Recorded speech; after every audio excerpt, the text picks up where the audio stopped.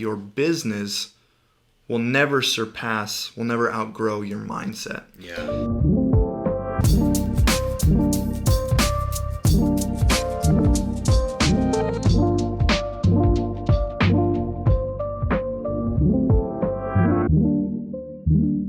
The official title of this segment is yet to be revealed, but basically what we want to do is jump into a conversation about sustaining growth. Keys, principles for really pressing into growth and sustaining it in a way that's conducive to continued growth, conducive to creating a tight-knit culture. And so we're kind of just going to jump into really like 5 concepts, 5 learning lessons that you and I have had to navigate over the last, several months. And really, the beginning of 2020 for us we've been on a massive growth curve, which is very contradictory to what you're seeing everywhere else. So I think there's something special happening here. A lot of learning lessons to pull out of it, though, thus far. Yes. Especially if you look back to where we were last year at the same time and kind of the way we thought about our growth and our company as a whole, and just how much that's changed stepping into this year, kind of as we're going through this massive growth cycle. So I'm excited to chat about that a little bit. Yeah, and the reason I say, 2020 on, like we're kind of looking at quarter 1 and the beginning of quarter 2, is because pretty much all of 2019 we hit a plateau. And that's because of some poor decisions, some learning lessons, some stuff that we had to navigate, and we kind of got stuck. I would say, I felt like other than the learning lessons, the company... Yeah, our revenue was kind of plateaued. Yeah, we were kind of plateaued there with our team, with our revenue. But of course, this growth journey, goes all the way back to March of 2016. Yeah, totally. So it's a long road, but what we want to focus on is really kind of this explosive growth and our plan to sustain it. So the first thing I wanted to talk about is actually a quote that I heard, and it is, "Only intimacy will sustain intensity." And so as we're bringing on clients at a rate that's, really pushing the envelope in terms of our capacity, it's very intense. Everybody's reaching out to us like every week. They're like, hey, we need to hire more people. We are maxed out. We're at capacity, which is a really fun problem to have. But that comes with a whole host of other things to consider. We want to make sure that as we grow, as we bring on more clients, that the quality of work is still there. We want to make sure... Or better, yeah. It has been getting better. It has been growing, which is awesome. But when you're saying intimacy, what do you mean? Are you talking about our core team? Are you talking about with our clients? Or what are you saying there? So I would say both. Mainly what I'm talking about, though, is just a closeness, a tight bond with our team. And especially, when we're kind of looking at sustaining growth and setting our sights on a big vision, which we'll talk about vision in a little bit, a lot of that comes down to maintaining and creating a healthy culture where people are set up for success. They're able to dive into their work from a healthy spot, and they're just completely equipped to go out and do something, very excellent. Yeah. And so it's that culture doesn't exist without this closeness, without this tight bond. And so that's something that's hard to manufacture, right?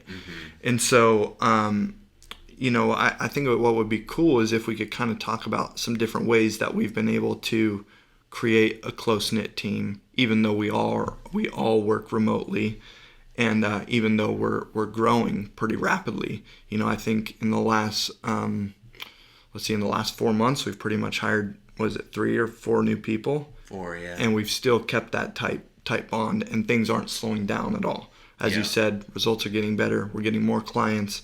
Everything just seems to be getting better. And so us as leaders, we're trying to do our best to really figure out how to sustain that and really how to keep that culture where we want it to be, that really facilitates the excellence that we're trying to achieve. That's one of our huge core values, is excellence and integrity. Totally. So what would you say, and we get a lot of feedback from our team, what do you think facilitates a good culture? When I'm thinking about intimacy, one thing that's really helped us recently is deploying leaders beyond you and I within our team, because we can only have so much one-on-one interaction with our team. We don't know exactly what their day in and day out look like. However, leaders in the individual departments do understand that, and they understand the struggles they're going through, what it looks like, and then can bring it to our attention in a way that's kind of seamless. So we are aware of everything that's going on, but it's the leaders kind of telling us what's happening, and then we're able to maintain a really close relationship with the leaders. But another cool thing that I think that we started to do is actually one-on-one meetings with our employees, where we are getting the firsthand feedback too, and just creating that safe place for them to tell us what's happening in their life, good, bad, in the business, like whatever it is. I think it creates this atmosphere of at least feeling heard and known in what they're going through, and trust. And that's something that we would say at the beginning of those, one-on-one, two-on-one check-ins, is that, this is a safe space. This is a safe space. There's no judgment, no punishment coming out of this, but literally we don't all work in an office together. So what we know is what we hear from other people and what we hear from you. And so it gives us a cool opportunity not only to understand things that might be problematic or challenges they're facing that they maybe wouldn't bring up on a team call, but it also gives us an opportunity, which is like one of our guilty pleasures of being of owning our own business, is being able to partner with them in their dreams, even outside of business. So for example, having an account manager move to near family, he purchases his first house, all of these things that he would have never been able to do without his position here at Shopanova. And so I really love that. And so the more we are aware of their dreams and goals, the more we can partner with them on that. And again, that just strengthens the bond of a culture where, we're moving forward together. And it's not all about, you and I making money. It's not all about the company making money. It's really about empowering our employees to go out and do something positive with their life as well. One thing too that I thought of is kind of creating that low stakes environment, which goes for all of our clients. Like if you're selling e-commerce, if you're in digital marketing space, chances are it's pretty low stakes if you choose it to be. It doesn't have to be this crazy high stakes thing where one little mistake and everything crumbles and the employee's getting chewed out. Totally doesn't have to be like that. We've chose to enjoy the journey, let people mess up and give them grace for it, talk them through it, and empower them to move on and clean it up. We haven't had that many messes, so to say, but creating that low stakes environment, I think, has been really big key in creating intimacy. Yeah, and one thing that you've said too, you said earlier on the team call, is that any industry can choose to view their stuff as a high stakes environment. Totally. It is pretty easy. You could be scooping ice cream and people are frantic and panicking over crap that doesn't matter. Totally. And so I think that's some of the feedback we've gotten from our more experienced employees, is they really appreciate the low stakes environment. Yeah, totally. Because if they make a mess, they know how to fix it. They know how to clean it up. Everyone's aware. We're going to hold people accountable, but we don't need to make it, a bigger thing where they're starting to take on shame because of it, or guilt or whatever, and walk on eggshells, because nobody is going to be optimal if they're thinking about all that other junk. Totally. So when we're kind of looking at sustaining growth, we talk about, intimacy sustains intensity. We talked a little bit about, releasing control, mobilizing leaders, which on that, before we move on to the next one, was that a hard thing for you? Was that releasing control, placing trust in people? How was that experience from your perspective? It was really hard, because when you and I started, we were doing everything in the business. And when you're doing everything, it feels like you can control everything. You know what's happening on the sales all the way through account management to this. It all feels seamless when it's just you in each of those places. And you know exactly what's happening with everything. But when we very quickly learned, if we're going to grow, we can't control everything. We have to give up some of that control. And it's become easier over the years, but it's funny because I just took a week off a couple weeks ago. And when I took that week off, I realized how much control I was still trying to have in different places that I didn't need to have. Because the truth was I was gone for a week. Everything continued as normal, as though I was nothing, there was no beat skipped. revenue was still coming in, clients were still getting good results, team was still taken care of. And I realized, like, dude, I don't need to be worried about these little pieces that I haven't fully given up control yet. And I need to just, like, let that person own that role and do the best they can with it. And that's how they're going to grow too. So it was a hard process, because it's like when you build something, it feels like your baby at first, and giving pieces that up, it's a little uncomfortable. Yeah, and on the flip side of that too, I think, I'm just going to shoot people straight here. Like, we get so much appreciation from our team, like, towards us as leaders, and they really think quite highly of us. And I don't take that lightly. I'm not trying to brag here. But my point in saying that is that when somebody who knows what they're doing isn't being micromanaged, that actually makes them feel really good about themselves. When somebody's given control, when they're given trust, that's actually something that they're pretty excited about. And again, it just reinforces the culture that's conducive to growth. Yeah. So, totally. if you have somebody on your team who's very capable of something, make sure it all makes sense financially. Make sure you're considering the whole situation and all the implications of it. But the last thing you want to do is have somebody on your team with a ton of talent and growth potential and keep them in a box. You know what I mean? Not give them opportunities to do what they're actually good at. Because that's when you start losing people and stuff like that. What's crazy too is you get to a point of, like, having to build out these systems, give up control, but there's a point where you almost just have to step back completely and just let the machine take over and keep building on itself. We're not quite there yet, but I think we will be soon, where it's almost like giving up complete control in a sense. And when there's a lot of different moving pieces. And to do that requires the vision to be able to steer that machine. There you go. Because as we get better and better at what we do, there's more opportunities that present themselves with a potential to be very successful. So you could have a whole direction for the company, and on paper you could say, yeah, like, we have this in place, we can do that with excellence, it looks great, but is that really where we want to end up? Because we also have all of these other options. And so those opportunities will present themselves more and more.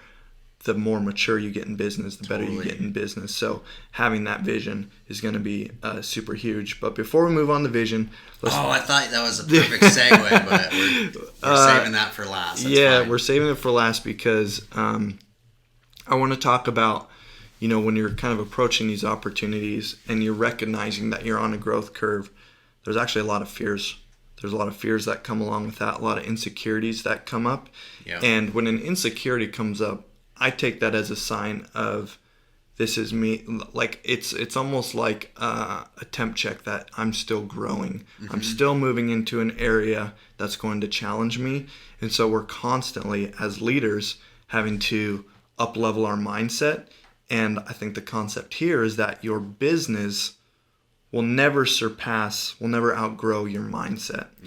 And so true. It sounds so weird that, like, sometimes the most effective things that we could do as leaders is to, like, look inward, work on our own mindset, get healthy emotionally, physically, spiritually, all these different areas. But in reality, that's really what's going to help propel our business into the areas that we want to take it. Yeah, totally.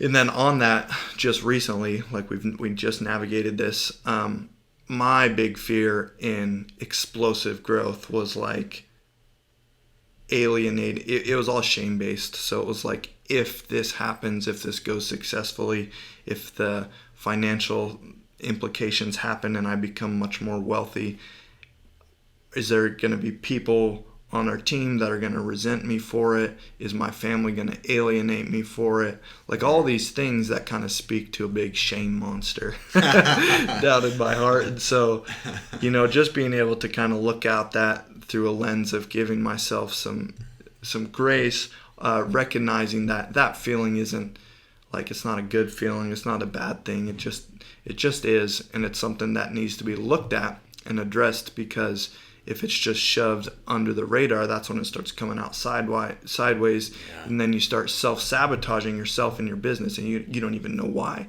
because you don't have the tools and the skills to analyze what's going on inside. Yeah, it's kind of crazy because we hit this point in our business where it's like kind of that was our vision, that was our goal. And then once we got there, it brought up all these things like what you said of the shame. But for me, it was actually scarcity that kept my mind from wanting to grow, because I'm thinking if we keep growing at this rate, if we keep doing these things, it's going to take from these other areas of my life. So that was actually crazy to find out that was holding me back personally, like with scarcity of time with my family, with my friends. I was going to have to be way more involved with the business. It's going to tax my health.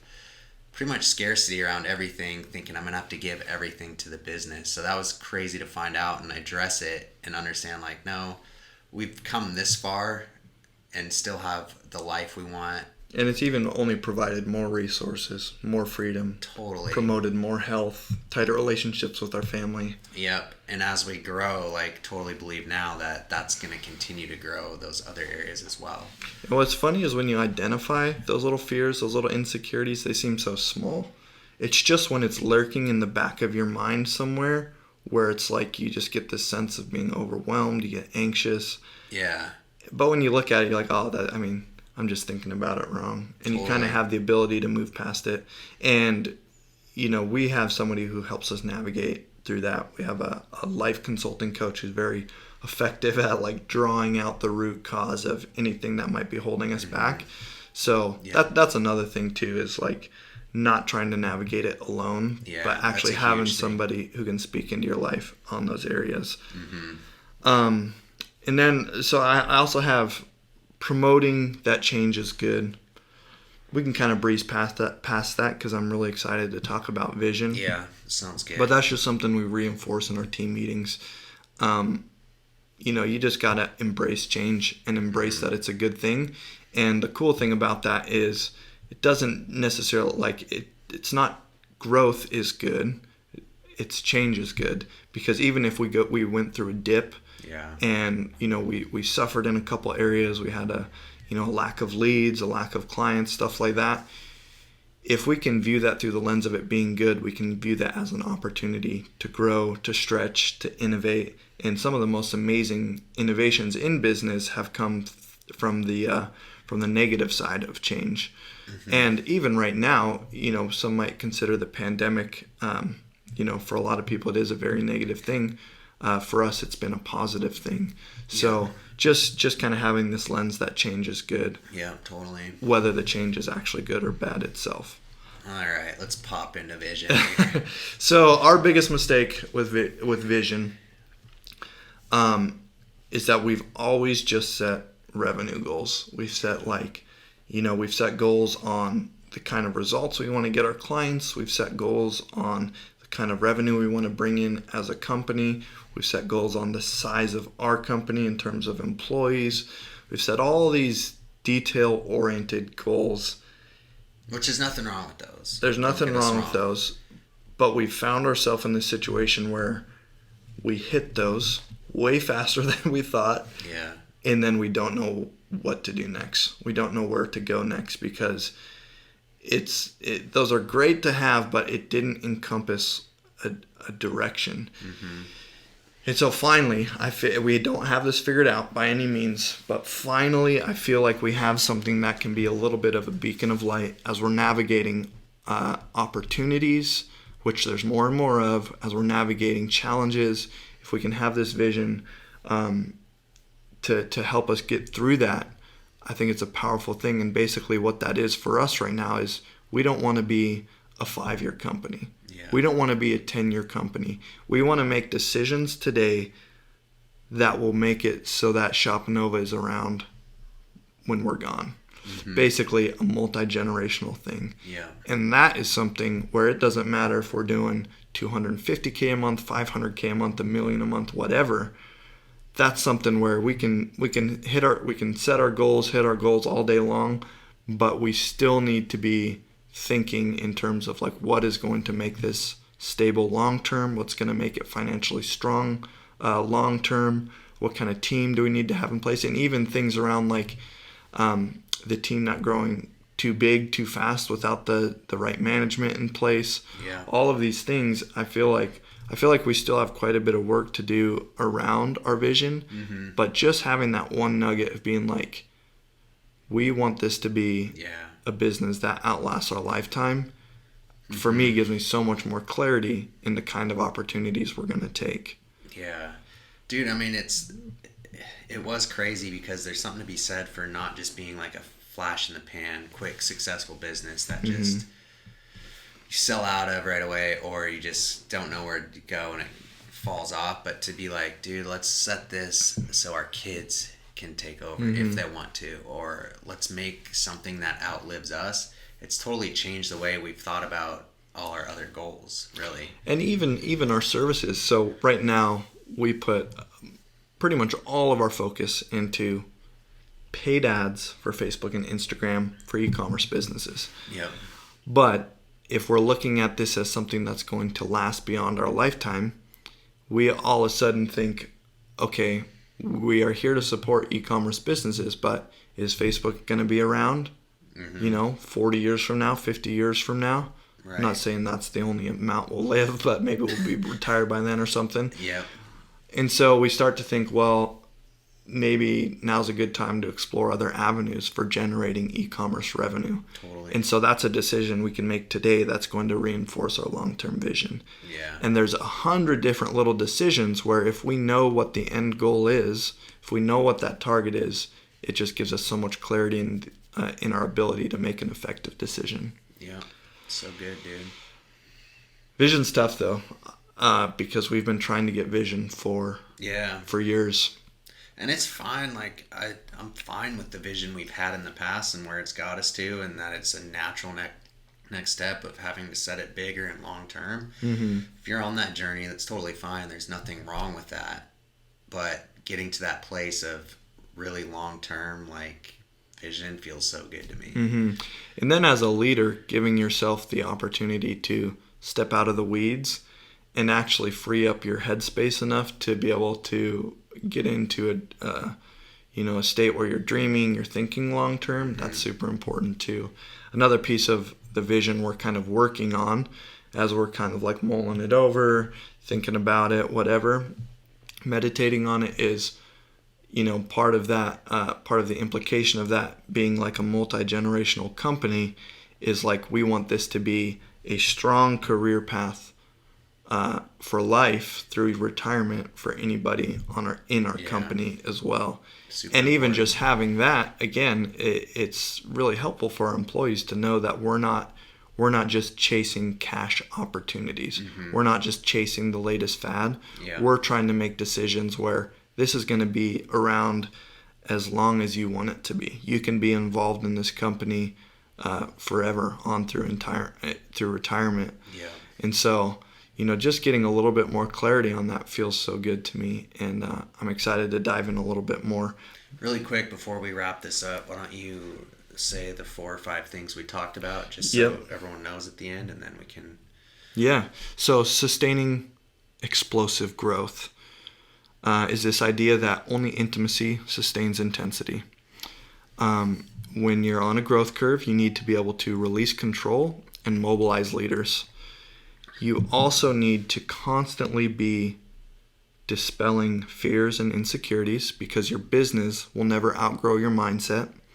You need to promote that change is good in your company because if you're growing, you're always changing. There's always something changing. So that needs to be viewed as a good thing. And then lastly, having a strong vision. That's not necessarily only revenue related. Yep, that's good. Revenue is a goal. It's a great thing. And I would still say have those goals, but try to get into a place where you have a bigger long-term vision than just revenue marks. Guys, we covered some fun stuff today. Let us know what you think, and thanks for watching. Peace.